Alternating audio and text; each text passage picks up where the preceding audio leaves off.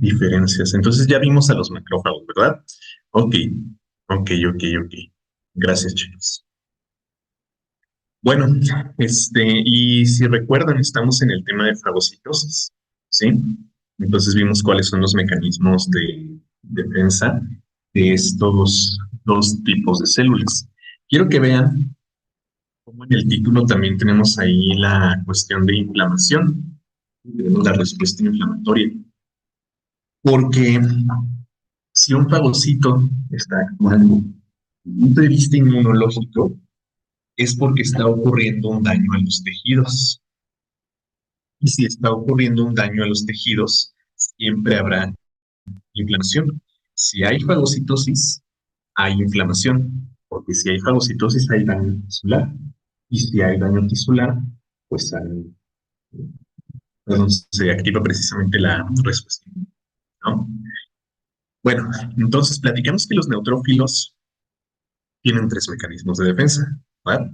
Tienen tres mecanismos de defensa que son precisamente la fagocitosis, la degranulación y la mitosis. Sí platicamos de eso, ¿verdad? Recuerden. Y platicamos sobre la eficiencia, perdón, que tienen los macrófagos con respecto a los neutrófilos, ¿sí? También dijimos que hay tres ventajas sobre los neutrófilos, que estos tienen un tiempo de vida mayor, que tienen una capacidad fagocítica mayor y que en el sitio de la infección los macrófagos se pueden dividir para producir más macrófagos. ¿Sí? Bueno, entonces hay macrófagos que fagocitan patógenos, ¿sí? Hay macrófagos que fagocitan patógenos con la finalidad, sí, de destruirlos, pero también de reconocer ciertas porciones de su estructura a los llamados patrones moleculares asociados a patógenos. ¿Se acuerdan, no? Que mencionamos por ahí. Entonces, hay fagocitos, hay macrófagos, exactamente, que son capaces de fagocitar a un patógeno, reconocer, vamos a poner aquí un macrófago, reconocer a ese patógeno y en su membrana expresar alguna porción específica de ese patógeno. Ejemplo, tratándose de una bacteria, digamos que aquí lo que presenta es al lipopolisacárido, ¿sí? Entonces, estos macrófagos que presentan a estos determinantes antigénicos han madurado para convertirse, o mejor dicho, se han especializado para convertirse en células dendríticas, ¿sí? Y estas células dendríticas van a abrir la puerta hacia los mecanismos de inmunidad adaptativa. ¿Por qué? Porque las células dendríticas son las denominadas células presentadoras de antígenos. Presentadoras de antígenos, ¿sí? Porque son macrófagos, decíamos, ¿no? Estas células dendríticas son macrófagos. Pero estos macrófagos, en lugar de exocitar y eliminar finalmente al producto de la fagocitosis, en lugar de expulsarlo y eliminarlo finalmente, como les decía, guardaba una porción específica, un patrón molecular que es capaz de presentar hacia los células de la inmunidad adaptativa. Entonces, este lipopolisacárido, por ejemplo, puede ser presentado a un linfocito T para estimularlo, ¿sí? Y este linfocito T tendrá la capacidad de responder específicamente a este lipopolisacárido, ¿no? Al patógeno, pues, que presente este lipopolisacárido. Sí, por eso decimos que se vincula directamente con la inmunidad adaptativa. Entonces, las células dendríticas toman su nombre precisamente de su morfología, ¿sí? Porque estas células dendríticas son macrófagos que se especializan en la presentación de antígenos y para eso tienen que alcanzar a un linfocito. Entonces, su morfología es, pues, como la de un macrófago, presentan proyecciones, pero excepcionalmente largas, ¿sí? Van a presentar proyecciones muy largas, de ahí el término de dendríticas, ¿sí? Que se proyectan longitudinalmente precisamente, como decíamos, para alcanzar a un linfocito. ¿sí? Entonces, los vamos a encontrar en los sitios de estimulación. ¿Se acuerdan, no? Cuando vimos el sistema linfático, dijimos que los órganos secundarios, como los ganglios y como los tejidos asociados,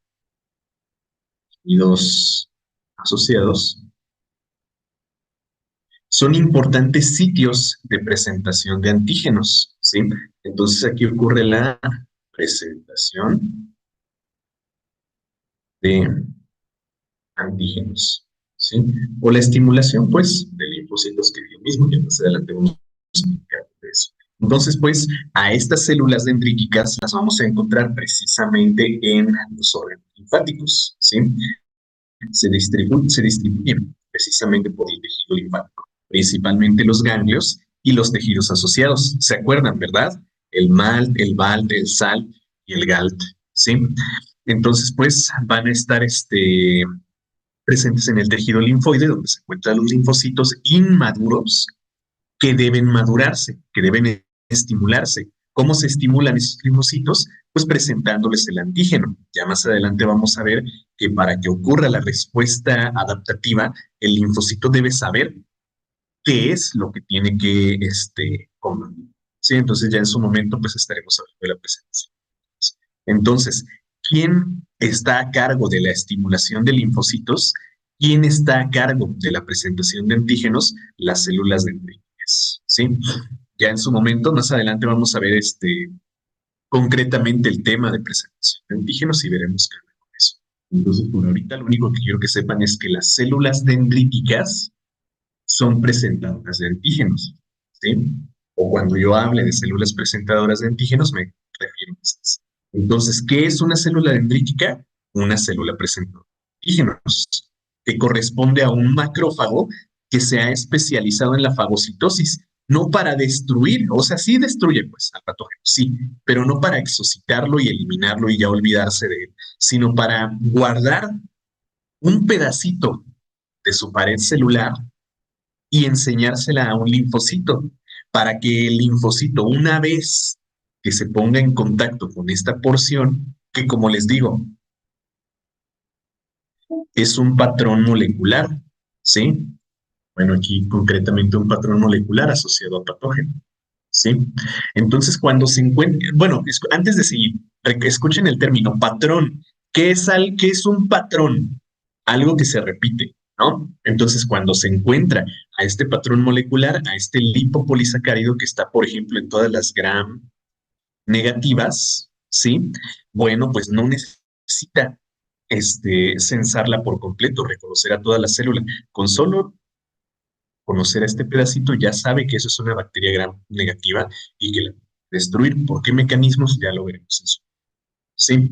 Entonces, pues, eh, es como si un ladrón de bancos entrara y se pone su foto para poder encontrarlo. Ah, ándale, exactamente. Sí. Entonces, esa foto se la vamos a enseñar a los linfocitos y los linfocitos, cuando detecten a este patrón molecular que corresponde a este ejemplo, las gram negativas, pues va a saber como que tiene que destruir a eso, ¿de acuerdo?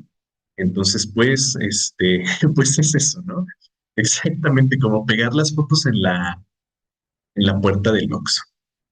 ¿Es, es lo que hacen con las vacunas? Pues podríamos decir que sí, pero no, o sea, sí y no. Eh, una vacuna, pues, va a contener, no sé, un patrón molecular, sí, puede contener al ADN del virus o puede contener al propio virus o a la propia bacteria, sí, eh, y se las presenta a los linfocitos para que nosotros podamos tener esta estimulación y no pulsar por la enfermedad, ¿sí? Entonces es algo más o menos así, más o menos así. Ya en su momento vamos a platicar, de hecho, de eso de las vacunas. Pero sí, podríamos decir, o sea, sí y no. Ya que veamos qué onda con las vacunas, pues veremos qué onda con las. Entonces, pues, células presentadoras de antígenos son las células dendríticas, ¿sí? Y recuerden que vamos a estar hablando concretamente de linfocitos. Vamos a decir que este es un linfocito T o B, cualquiera de los dos, tienen que ser estimulados para que puedan llevar a cabo su mecanismo de inmunidad. Si no se estimulan, si no se les presenta un antígeno, no sirven de nada, ¿sí? Entonces escuchen muy bien estos dos términos que estoy usando, porque son lo mismo. Presentación de antígenos, ¿sí? Presentación de antígenos es lo mismo que estimulación de linfocitos y solo de linfocitos, ¿sí? Bueno, ya más adelante vamos a ver esto de presentación de antígenos con detalle. Entonces, pues, miren, aquí tenemos una célula dendrítica, ¿no? Entonces, es una célula hematológica, ¿sí? Eso viene de un macrófago. Entonces, este macrófago, como les decía, se especializa para aventar su membrana hasta donde puede entrar en contacto con un linfocito y a ese linfocito presentarle el antígeno, ¿sí? O sea, enseñarle qué es lo que tiene que combatir, ¿de acuerdo? Entonces, fíjense cómo tiene que entrar en contacto con un linfocito para presentarle precisamente el antígeno que debe combatir. Bueno, entonces, mecanismos de la fagocitosis, ya los platicamos, vamos nada más aquí a concretarlos, ¿no? Eh, los macrófagos y los neutrófilos, ¿sí? Los fagocitos, deben reconocer al cuerpo extraño que van a fagocitar, ¿sí? Entonces lo van a reconocer por medio del complejo mayor de histocompatibilidad, ¿de acuerdo? Entonces los fagocitos reconocen esos cuerpos extraños cuando no presentan el complejo mayor de histocompatibilidad de tipo 1. ¿Sí? Si este complejo mayor de histocompatibilidad de tipo 1 no está, bueno, pues saben que eso es algo ajeno y que hay que destruirlo. Pero la fagocitosis, como vemos aquí, miren, se va a ver favorecida si estos patógenos que no expresan el de histocompatibilidad de tipo 1 están opsonizados, o sea, están marcados con IgG, o sea, un anticuerpo, ya vamos a ver más adelante qué es eso, o con fracciones del complemento, C3b o C4b, ya las habíamos platicado, ¿verdad? Entonces, los neutrófilos y los macrófagos van a tener receptores para estas opsoninas, para anticuerpos o para C3b o C4b. Bueno, entonces lo primero que tenemos que hacer es reconocer el patógeno uniéndonos a estas opsoninas, ¿verdad? Entonces, esto lo que va a hacer es activar al fagocito y con activar me refiero a que va a modificar su morfología, ¿sí? Va a modificar su morfología, o sea, vamos a hacer un pequeño espacio aquí y ahorita borro, ¿eh?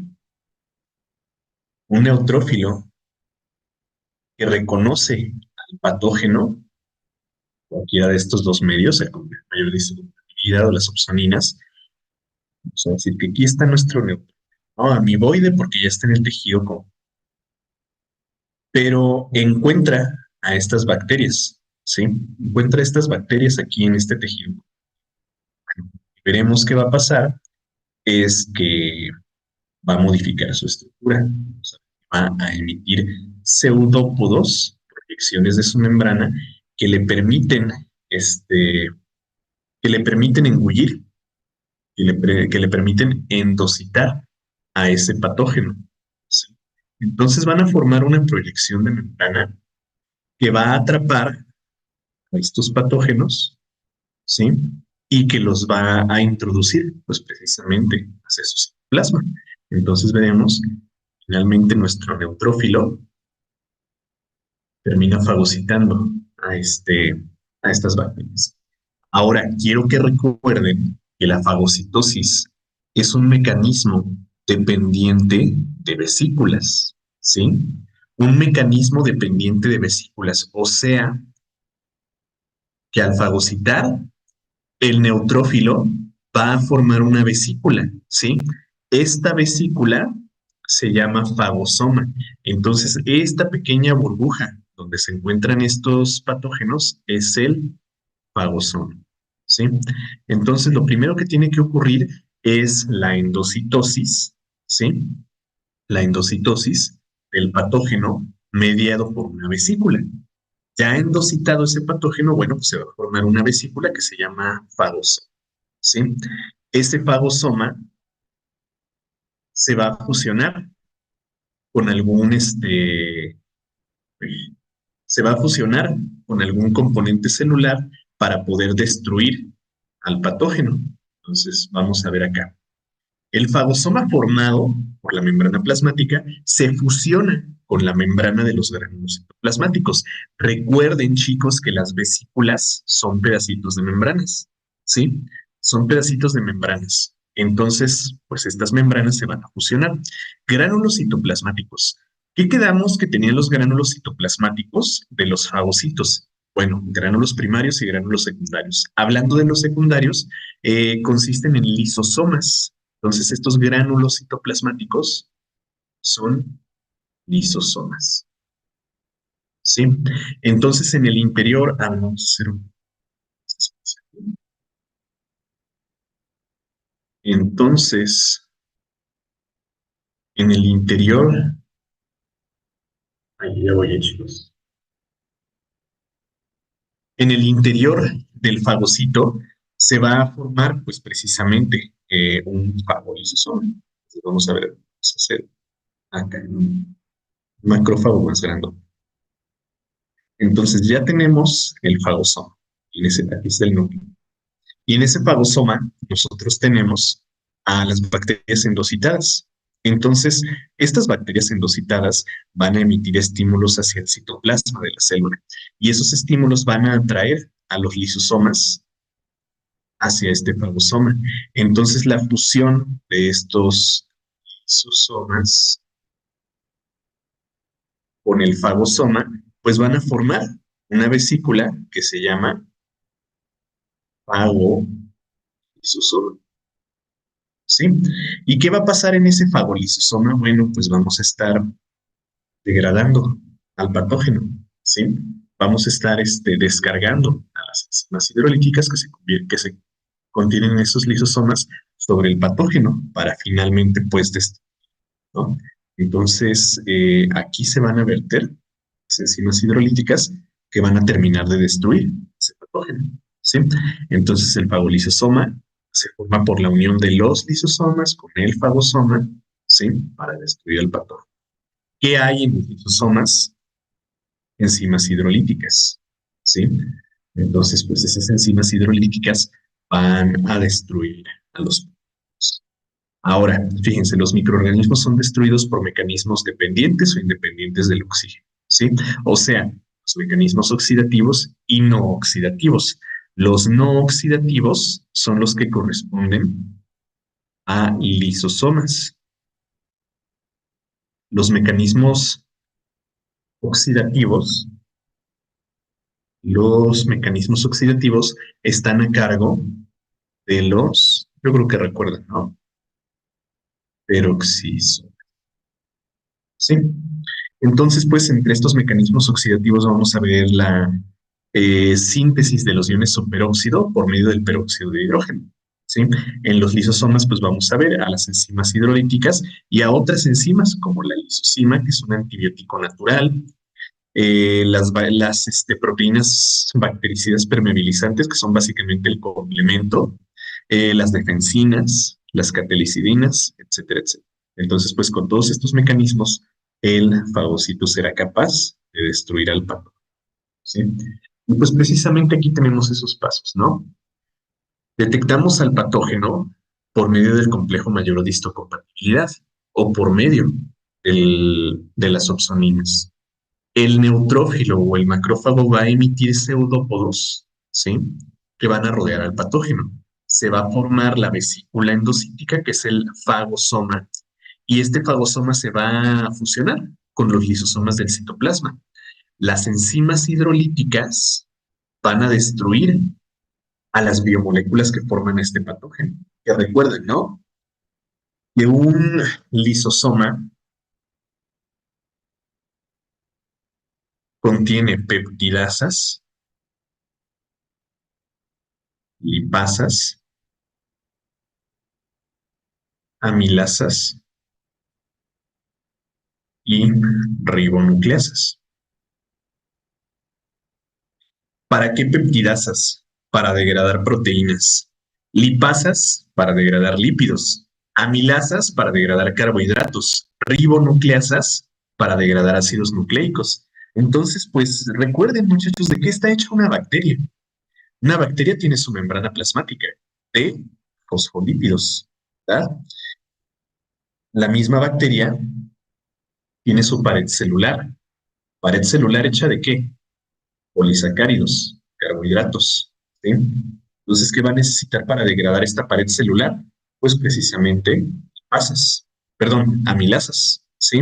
En el interior de la bacteria, pues vamos a encontrar, por ejemplo, ribosomas, que están hechos de proteínas, tenemos que destruirlos. Y vamos a encontrar también el ADN bacteriano, ¿sí? En forma de un cromosoma circular. ¿Qué necesito para degradar al ADN? Ribonucleasas. Entonces, los lisosomas, pues, tienen a todas las enzimas hidrolíticas necesarias para destruir a todas las biomoléculas de las que está hecha una bacteria. Entonces, fíjense que el lisosoma descarga el contenido en la bacteria y la destruye, ¿sí? La degrada y ya solamente quedan los cuerpos residuales y estos se exocitan, ¿sí? Se liberan al medio para, pues, finalmente ser eliminados por la vía renal o por la vía hepática o por la vía biliar, cualquiera que sea la más cercana, ¿sí? Entonces, pues, todo esto es lo que conocemos como fagocitos. Y ahí están descritos, pues, algunos otros mecanismos. Por ejemplo, aquí tenemos el mecanismo oxidativo. Bueno, chicos, entonces vamos bien, ¿verdad? Fagocitosis es un tema importante, pero pues también al mismo tiempo es fácil. Entonces vamos a ver aquí estos videos donde podemos ver la acción de un macrófago.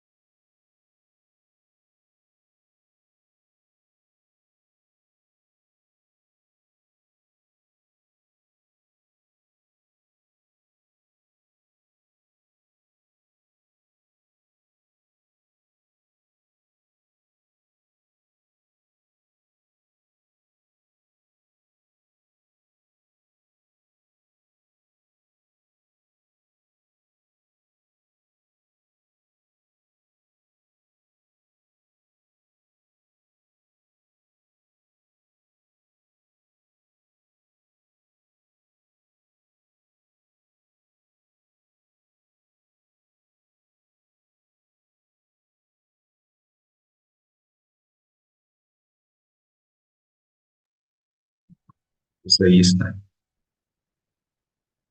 A ver, me hacen una pregunta bien interesante por acá. Si se llena, ¿hace apoptosis? En el caso de los neutrófilos, sí. Recuerda que los neutrófilos tienen una capacidad fagocítica bastante leve, ¿no? Muy, muy limitada. Pero los macrófagos, pues no es como que se llenen, están fagocitando, fagocitando, fagocitando y al mismo tiempo endocitan los cuerpos residuales, ¿sí? Entonces, si un neutrófilo hace apoptosis, perdón, hace fagocitosis, sí, sí, tiene una capacidad muy leve, pero los macrófagos no, eso sí suelen tener una mucho mayor capacidad.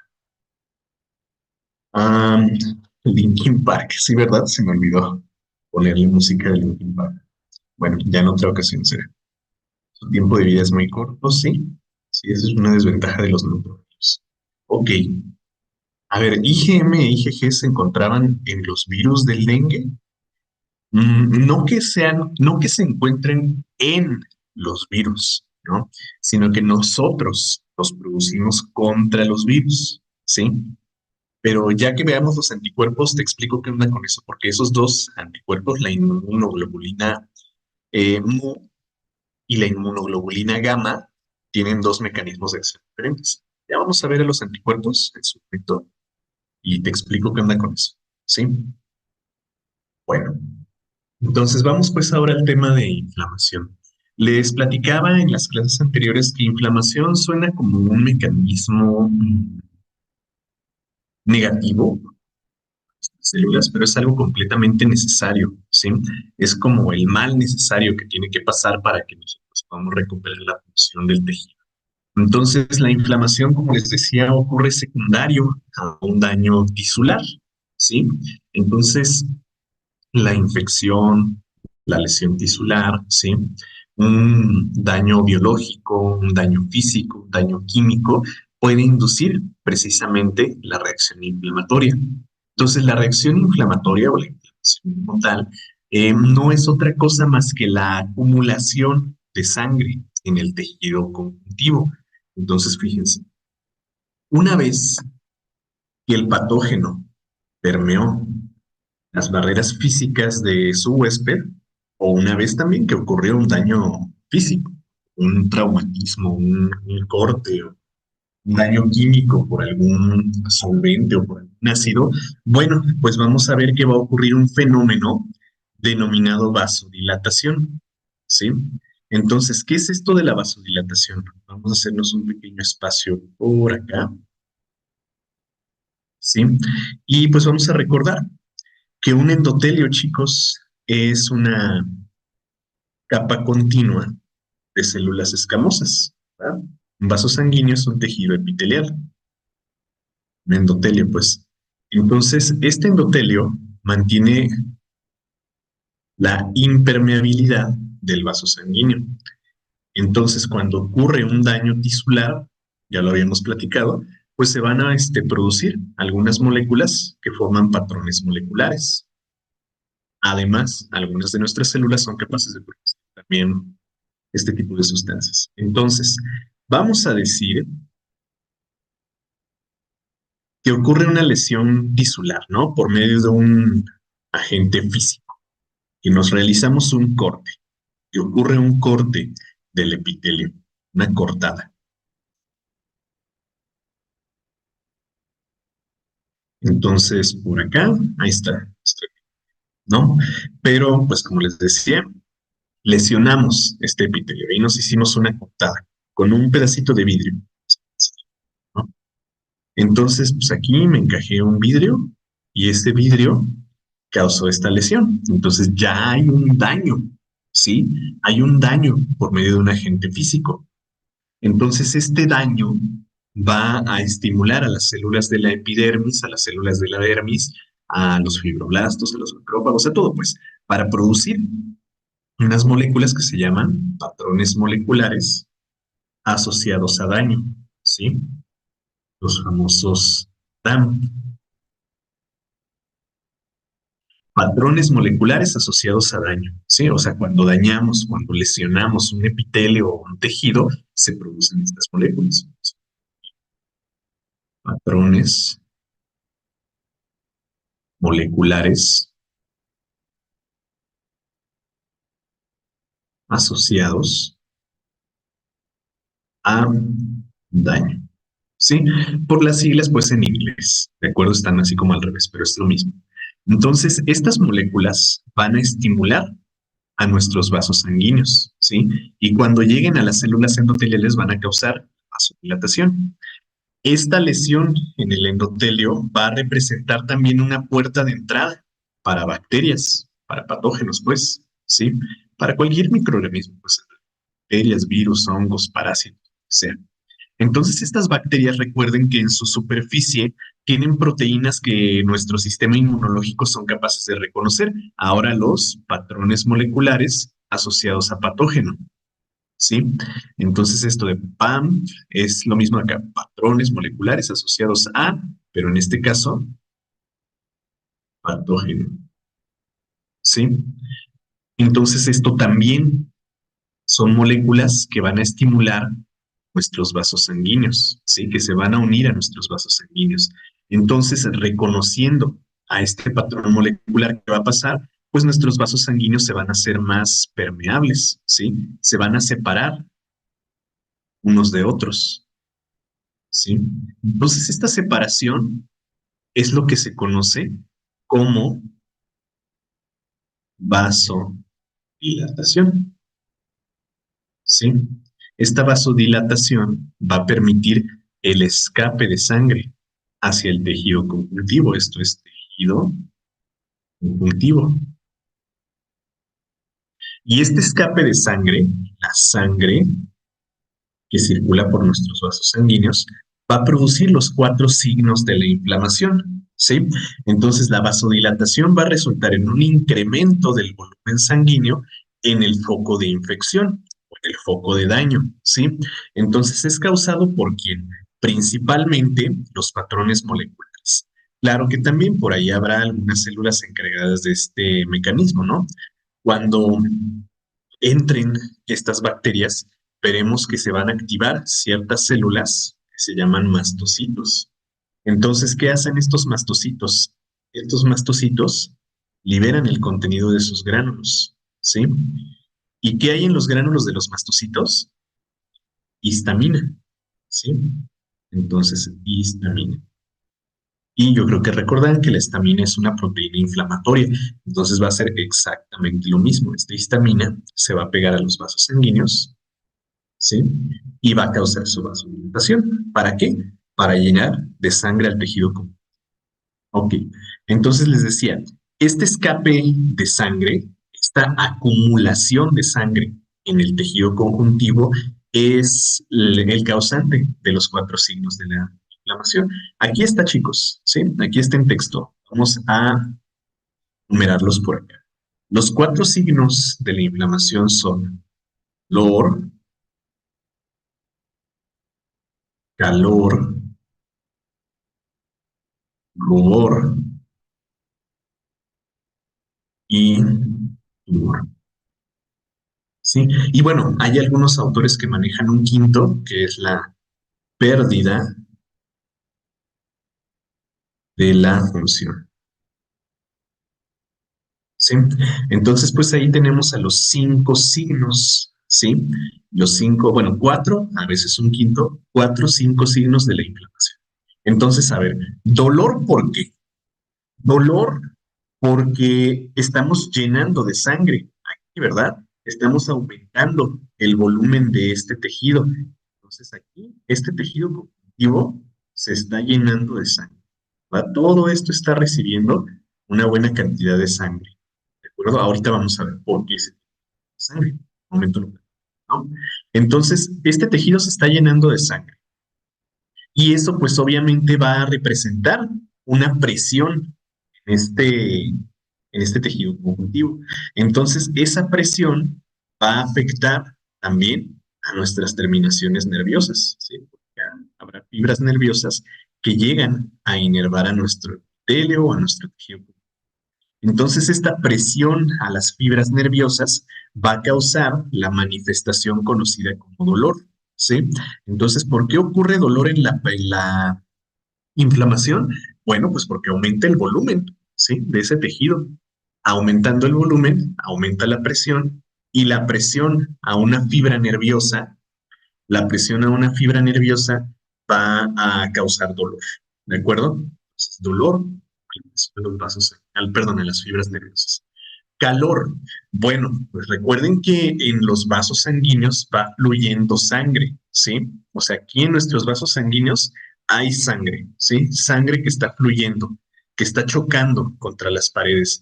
Entonces, ese flujo, esa fricción, pues va a causar calor. Entonces, la sangre se va a encontrar a una temperatura diferente a la del tejido conjuntivo. Entonces, ¿qué va a pasar cuando esa sangre a una temperatura diferente salga?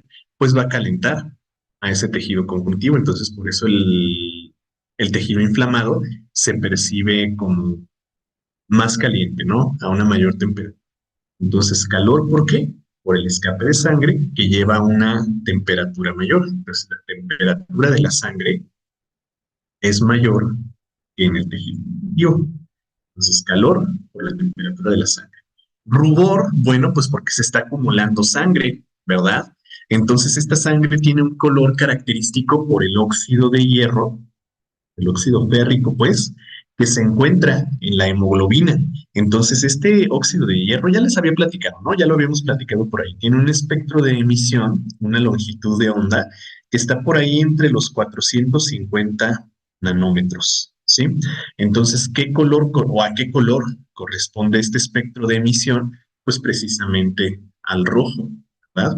Entonces, pues por la acumulación de sangre vamos a ver que ese tejido se va a tornar como rojizo. Entonces, por eso. Bueno. Y bueno, la acumulación de sangre va a causar el edema, ¿sí? Entonces, ¿qué es el edema? El aumento del volumen del tejido. Y a eso nos referimos con tumor. No vayan a pensar que me refiero a cáncer o algo así. No, me refiero al aumento del volumen del, del sitio inflamado, ¿no? Por eso está como hinchado, como que está más, más, pues precisamente lleno, ¿no? Entonces, por eso se llama tumor.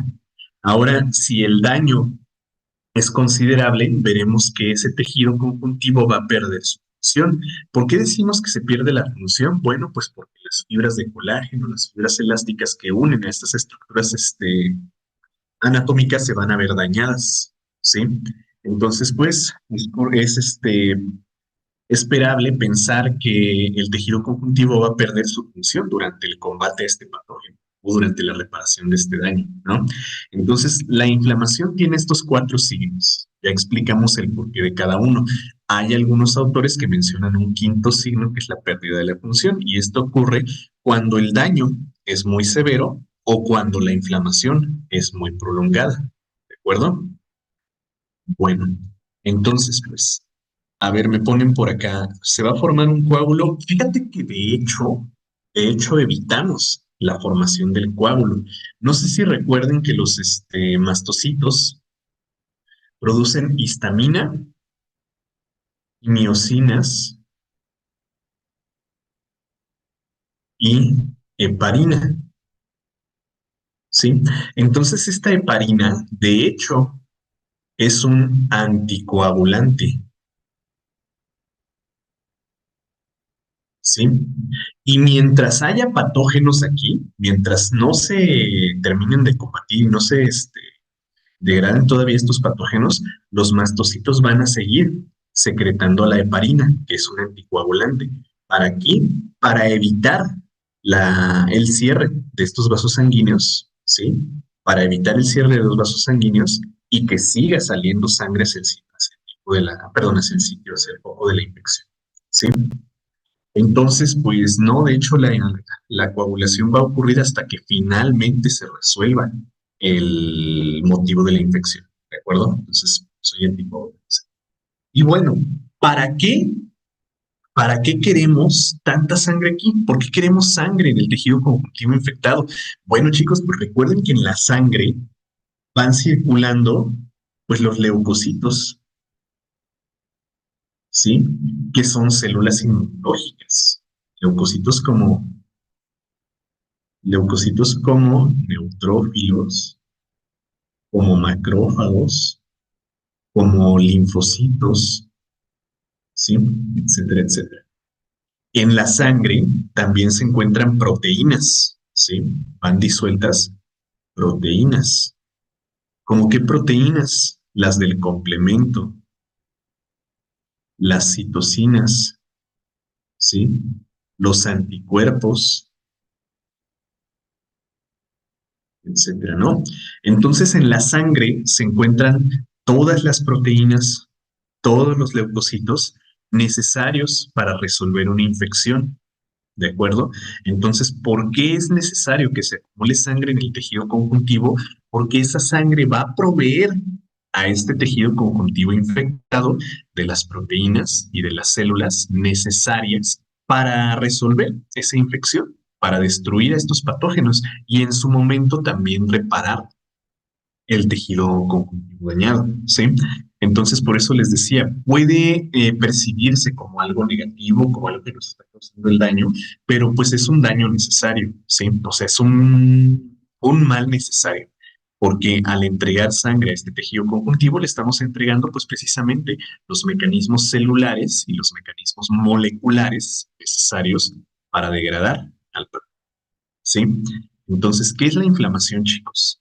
Acumulación de sangre, ¿sí? ¿Para qué?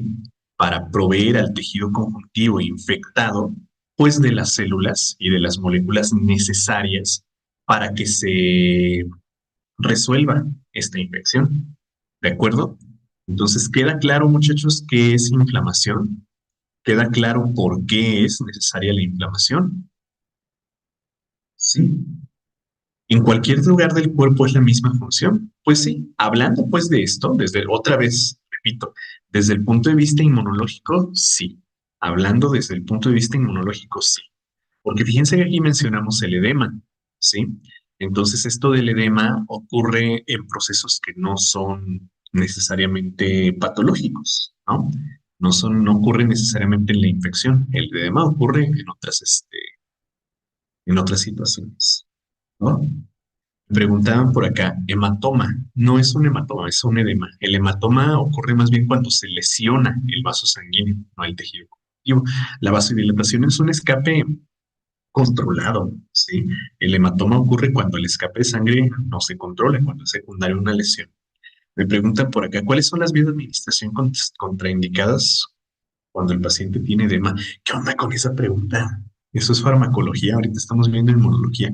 Pero bueno, todas las que tengan que ver con la piel, ¿sí? Con la piel. La transdérmica, la intradérmica, la subcutánea, todas esas no las vamos a utilizar en un paciente con edema, ¿sí? Ok, entonces tumor es como me preguntan, ¿es como un chipote? Pues sí, porque de hecho el término tumor, acuérdate que es por la acumulación de células, ¿no? Entonces se acumulan células, células, células. Y el epitelio que cubre esas células, ¿cómo se ve? Así como un chipote, precisamente. Entonces eso es tumor, el aumento de volumen del tejido, ¿sí? Eso es tumor.